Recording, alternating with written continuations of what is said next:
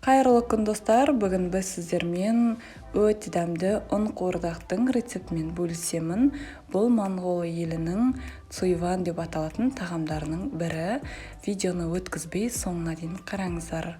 Ең алдымен біздің қызып тұрған майдың үстіне сиыр етін саламын. Өз қалауыңыз бойынша басқа етпен алмастыруыңызға да болады. Одан соң үстіне көкөністерден пияз, одан кейін қызанақ және де ұзынша етіп туралған сәбіз саламыз.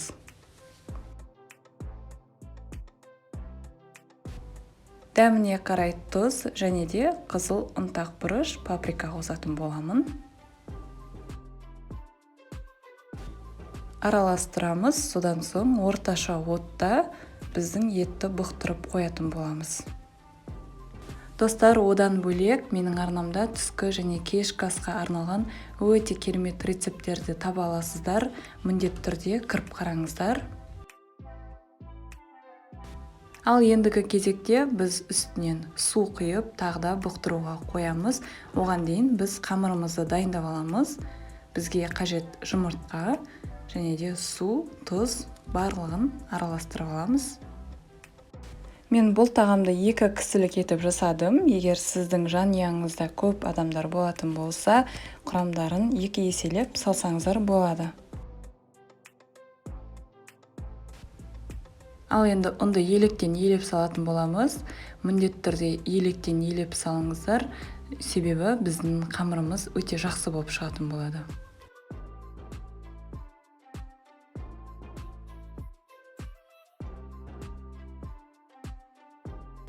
Мінекей біздің қамырымыз дайын болды. Енді осылай үстінен басып, қайта-қайта оны тындыруға алып қоятын боламыз.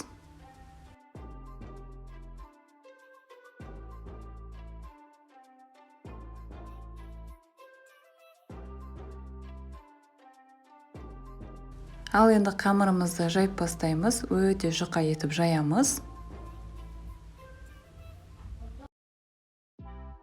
Мінекей біздің қамырымыз дайын, өте жұқа қылып жайдық. Енді оны 4 бөлікке бөлеміз және де құрғақ өте қатты ысып тұрған табаның ішіне осылай салып жартылай пісіріп алатын боламыз.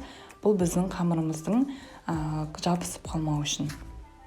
Мінекей осылай 10 секундтай қойып аламын бір жағын, екінші жағын тағы 10 секунд ұстаймын. Өте қаттылау қамыр болып шығады сол кезде. Мінекей қарасаңыздар, енді екінші жағын төсеп қоятын боламыз.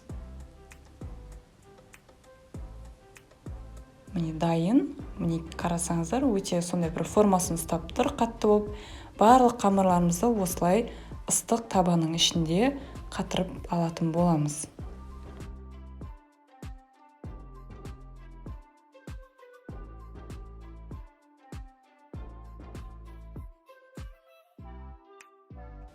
Ал енді біздің қамырымызды осылай жұқа етіп кесіп шығатын боламыз. Өз қалауыңыз бойынша ірі немесе өте жіңішке етіп турауыңызға болады, бірақ мен осылай орташа етіп турадым.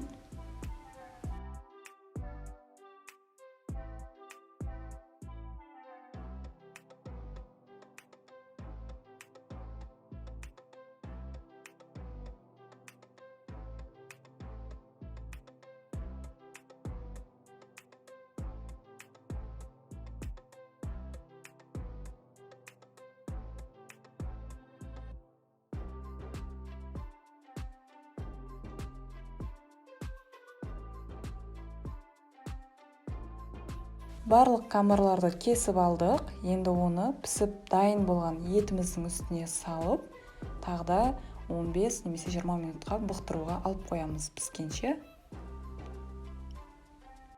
Достар, бұл тағамды міндетті түрде жасап көруге кеңес беремін. Өте дәмді болып шығатын болады. Сіздерге ұнайтынына 100% сенімдімін. Міндетті түрде осы рецептпен дайындап көріңіздер және де отбасыңызды қуантыңыздар.